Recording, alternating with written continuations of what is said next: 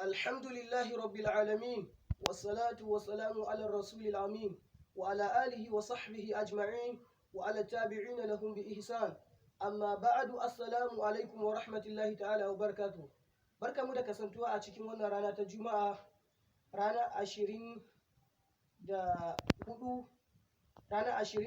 ga watan tara shekara ta 2020 wanda ya daidai da 6 ko kuma 7 ga watan biyu shekara ta 1442 bayan hijirar annabi sallallahu alaihi wasallam daga makka zuwa madina. Bayan nan barkamu da haduwa a cikin shirinmu na sunanil mansiya, shirinmu na 11 na sunanil mansiya, shirin da muke tattauna hadisan annabi sallallahu alaihi wasallam waɗanda aka manta da su ko aka gafala daga gare su ko aka daina amfani da su. Satin da ya gabata mun karanta hadisin Abdullahi bin Abbas, hadisin Anas bin Malik, hadisin da wannan balaraben kawai ya zo wajen annabi sallallahu alaihi wasallam ana hudu bayan mike tsaye ya ce halakatil amwalu wa ja'al iyalu, ya annabi dukiyoyi sun halaka kuma iyalai sun ji yunwa, wato an yi fari. Ya ce annabi sallallahu alaihi wasallam ya roki Allah a yi ruwa.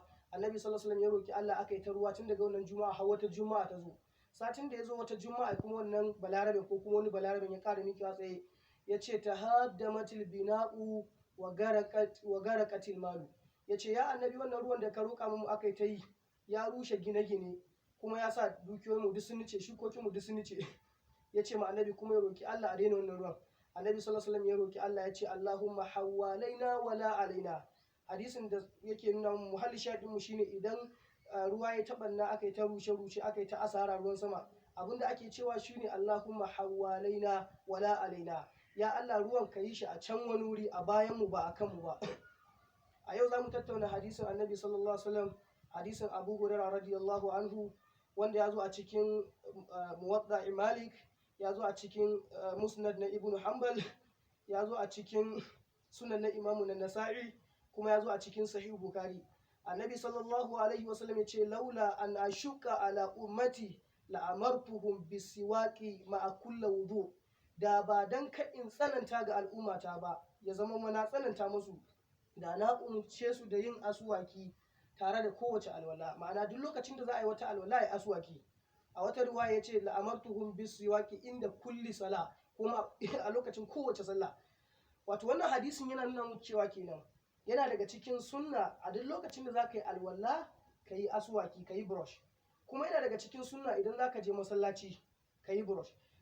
Idan mutum zai je sallah asuba yanzu za ka ga mostly mutane ba su yin aswaki, ba su yin brush. Kawai yayin mutum ya tashi alwalar shi sauri ya je masallaci da asuba, sai in ya dawo lokacin da zai breakfast sannan zai yi brush, sai in zai ci abincin shi sannan zai yi brush, amma in zai je masallaci ba zai brush ba. Bayan akwai hadisin annabi sallallahu alaihi wasallam ya ce man akala sawma aw al-basala falyatazilna aw liyatazil masjidana. Mutumin da ya ci albasa ko tafarnuwa ya kaurace mu da masallacin mu, duka ya kaurace mu. Wannan yana daga cikin sunna mansiya gaskiya wanda an daina amfani da shi yanzu, an daina yin haka.